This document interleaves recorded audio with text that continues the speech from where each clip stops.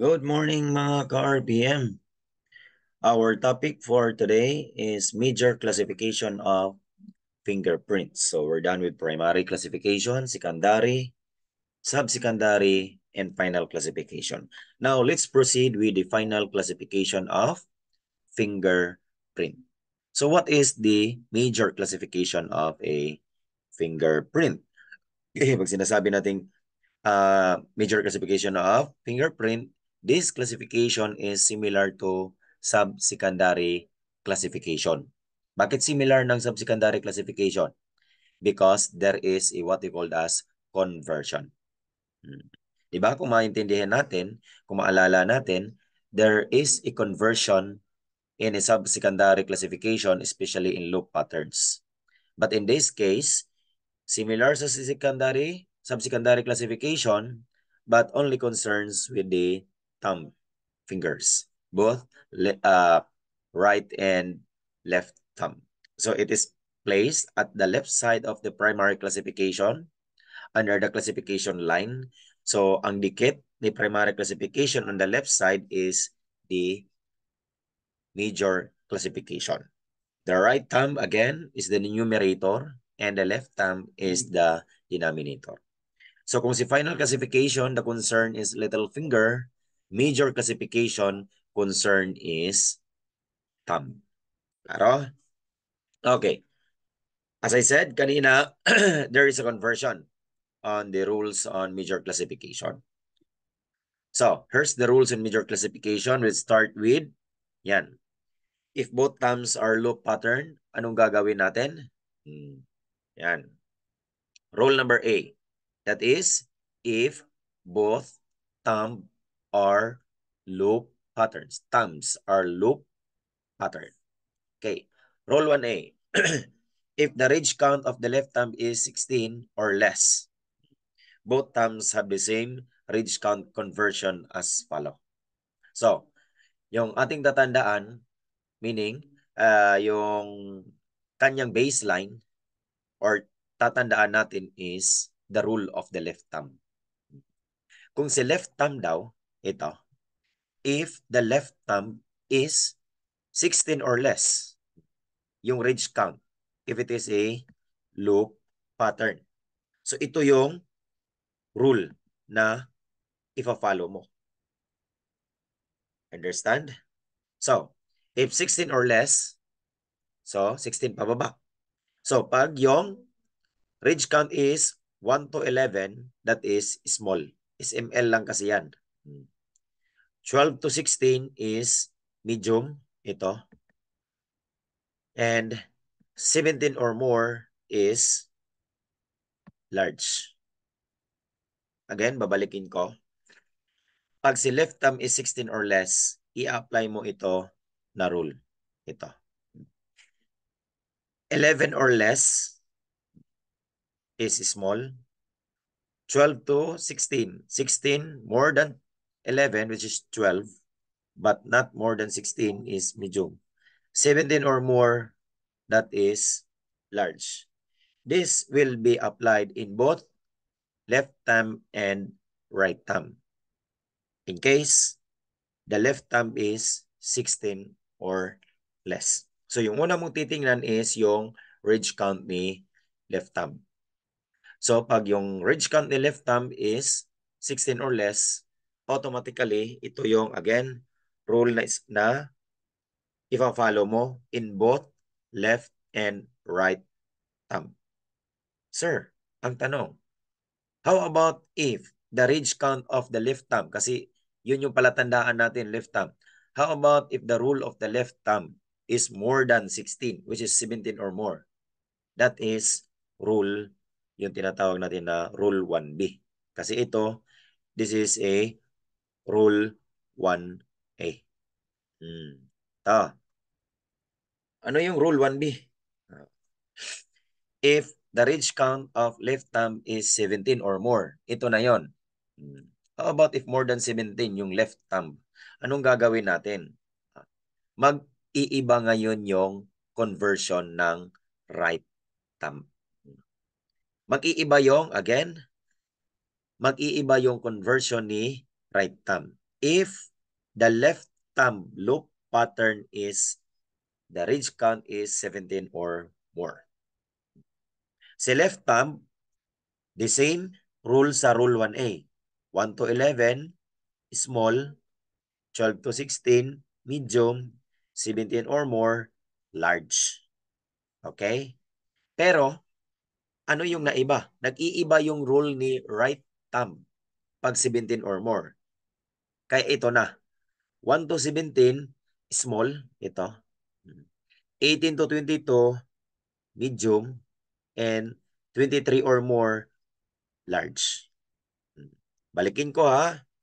Sa Rule 1A, if the left thumb is 16 or less, ito yung rule na gagamitin. Ito. 1 to 11, small. Pag ridge count yan ha.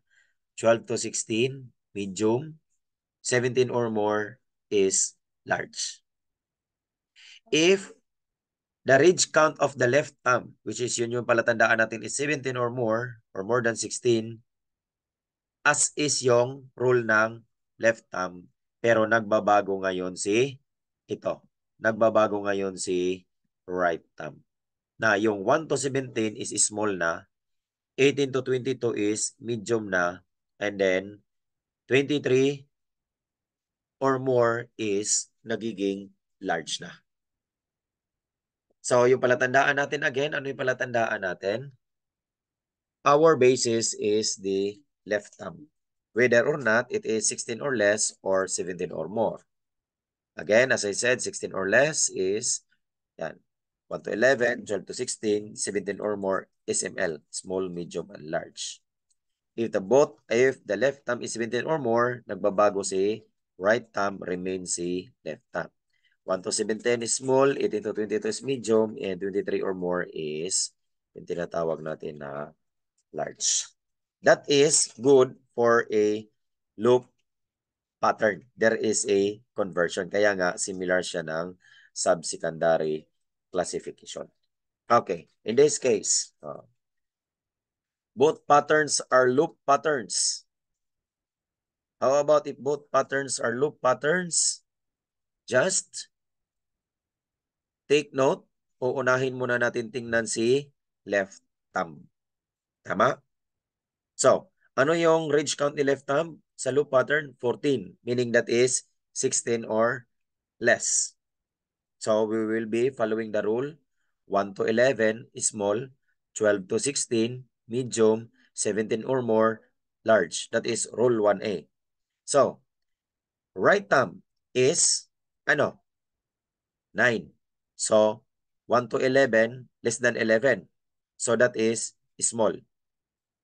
Left thumb is 14. That is more than 11.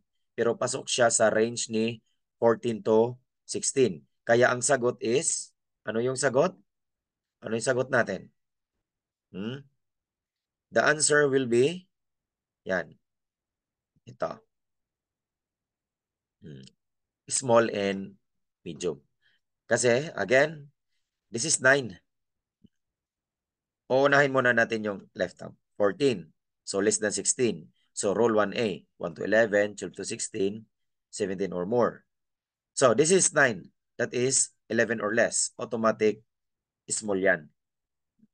Ito, that is more than 11, pero hindi siya more than 16. Within the range of 12 to 16. Kaya, medium yan. Kasi kung nag-more than 17 yan, it will be considered as large. Okay? Let's proceed to our next illustration. That is rule 1A. Okay. Tingnan natin ito. Kung titingnan natin, ano nga yung basis natin? Our basis is the muna. Medyo okay. Our basis will be the yan. Our basis will be the left thumb. So, this is the left thumb. 17. Since this is 17, ano yung rule natin? We'll be using rule 1B. So, since this is a more than 17 or 17 or more, rule 1B. Tama? So, hindi nagbabago yung Anong hindi nagbabago? Yung rule ni left thumb pero nagbabago si right thumb. So tingnan natin. 1 to 15. Ano yung rule ng rule 1B sa right thumb? 1 to 17 is small. 18 to 22 is medium. 23 or more is large. Since this is 17 or less, kaya small yan. Ito, that is small. 17 sa left thumb. So again, hindi nagbabago yung rule ng left thumb sa rule 1B. Still 1 to 11, 12 to 16, and 17 or more. Kaya this is large. Yung nagbabago lang ng rule 1B is yung right thumb. Na 1 to 17 is small, 18 to 22 medium, and 23 or more is large. Kaya the answer will be small over large. That is in the context of major classification if both appears the loop pattern. Claro? How about if it appears a whorl pattern? Pag whorl pattern yung nag-appear sa both thumbs of our finger, let us follow. Ito lang ifa-follow natin. IMO. Yan. For whorl patterns or either thumbs or both thumbs, the tracing will be the IMO will constitute as major classification. So, ilalagay na lang natin yan kung inner ba yan, yung ridge tracing, meeting ba, or outer. Right, clear? So, yung conversion lang natin is all about whorl pattern. Just like this one. Central pocket loop, I, si 15, inner. And this is, yan, double loop whorl, ridge count 5, inner. So, yung sagot dyan is I over I. That is rule for whorl patterns. Okay, for arches. Dito naman tayo sa arches. Sa arch naman, if both appears an arch pattern, anong gagawin natin? It is just represented by a dash. Same rule, dash lang yung i-represent natin if both appear a arch pattern. How about if arch and a whorl pattern? Of course, kung mag-appear yung arch and a whorl pattern, anong gagawin natin? The dash and then kung whorl pattern yung left thumb, let us indicate kung ano yan, either meeting, inner meeting, or outer. How about arch and How about arch and loop patterns? Of course, indicate a dash and then sa baba, if it is a loop pattern, indicate the conversion. It's either SML, small, medium, or large. Sir, how about if it is one is loop pattern and another one is whorl pattern? Anong gagawin natin? So, of course, kung loop pattern, indicate mo lang si S, M, L, and then kung yung isa whorl pattern, indicate mo rin yung kung ano yan. That is either inner, meeting, or outer. Mayroon silang separate rule. No? Pag si whorl pattern, IMO. Pag si loop pattern, SML, small, medium, large, through its conversion. Pag arch, dash.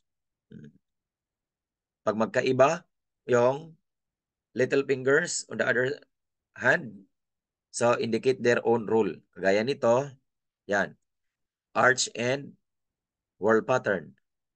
Arch and loop patterns. And loop patterns and whorl patterns. Indicate their own rule. Ganun lang kasimple yung major classification natin. Okay? Okay. Yan. Our next topic will be key classification. But today, that ends our topic. Thank you for listening.